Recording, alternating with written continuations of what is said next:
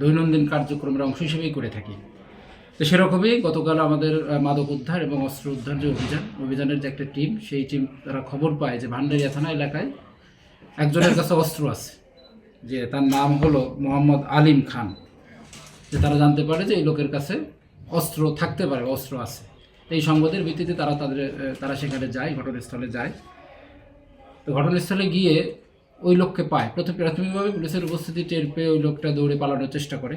তারপর আমাদের লোকজন তাকে ধরে তাকে জিজ্ঞাসাবাদ করলে সে জানায় যে তার কাছে একটা অস্ত্র আছে। তারপর তার দেখানো মতে তার শয়ন ঘরের বিছানার নিচ থেকে কাপড়ে পেঁচানো অবস্থায় একটা অস্ত্র উদ্ধার করে।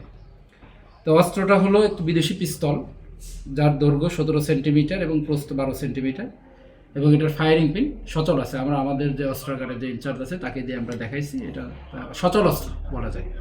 এবং এটার সাথে একটা ম্যাগাজিন ছিল, ম্যাগাজিনটা ভিতরে লোড করা ছিল, লোডেড ম্যাগাজিন, এবং এটার ম্যাগাজিনে 5 রাউন্ড গুলি পাওয়া গেছে। এবং গুলির গায়ে লেখা আছে 7.65 মিলিমিটার। ঠিক আছে, এইটুকুই ছিল আমাদের যে অভিযানের যে বিষয় সেটা, এবং অভিযানের অ্যাচিভমেন্ট।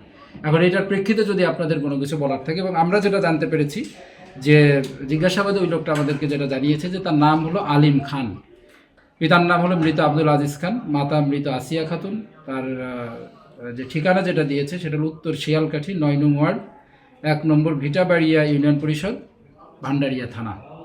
এবং তার এনআইডি কার্ড যেটা পাওয়া গেছে, এনআইডি কার্ডে যে ঠিকানা লেখা আছে সেটা হলো আপনার 1 নং সাতুরিয়া ইউপি, থানা পিরোজপুর, জেলা ঝালকাঠি। এটা আমরা যাচাই করব।